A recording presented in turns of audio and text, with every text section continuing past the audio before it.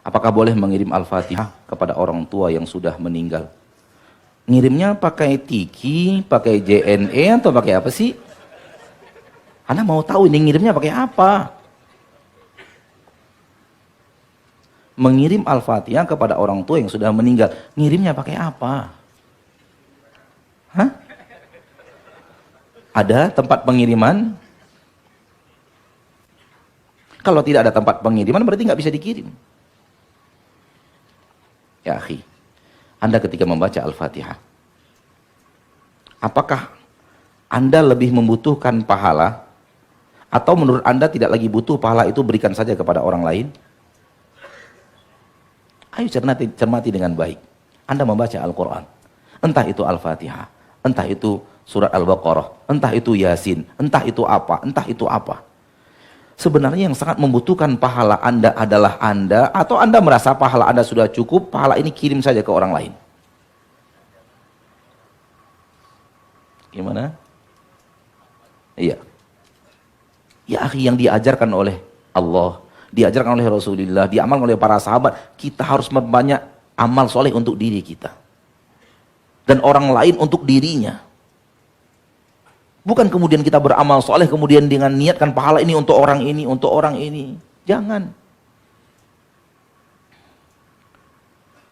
Adapun orang tua, tanpa dikirim, kalau orang tua, benar-benar orang tua kita, mereka dapat pahala dari Allah.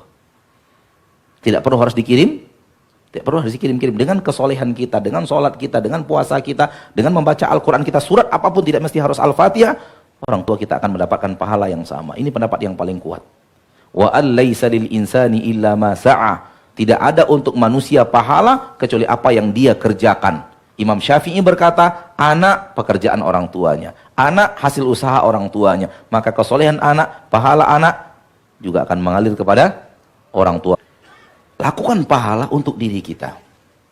Kalau seandainya orang tua kita adalah orang yang mendidik kita, memberikan kita nafkah, maka orang tua kita dapat pahala otomatis.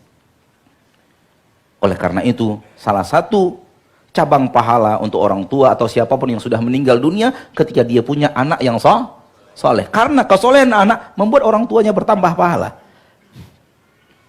Namun terkadang ketika dikirimkan, tidak hanya kepada orang tua dia kirimkan. Dia kirimkan kepada tetangga, dia kirimkan kepada guru, dia kirimkan.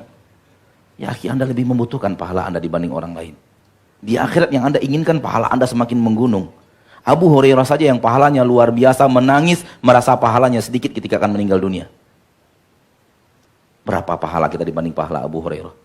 Abu Hurairah menangis ketika akan meninggal dunia. Ditanya, ma'abkak, apa yang buat engkau menangis wahai Abu Hurairah?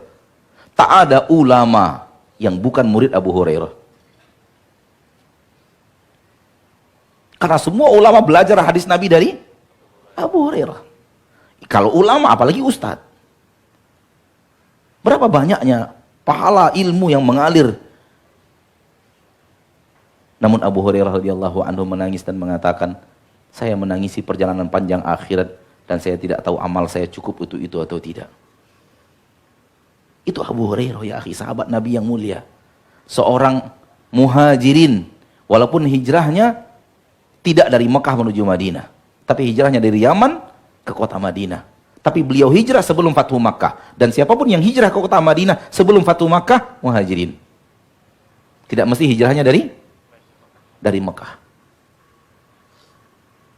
Maka kalau kita tahu, amal kita belum seberapa amalnya Abu Hurairah, harusnya kita terus semangat untuk memperbanyak amal saleh, pahala untuk diri kita. Jangan kirim-kirimkan kepada orang lain. Tempat pengirimnya pun tak ada.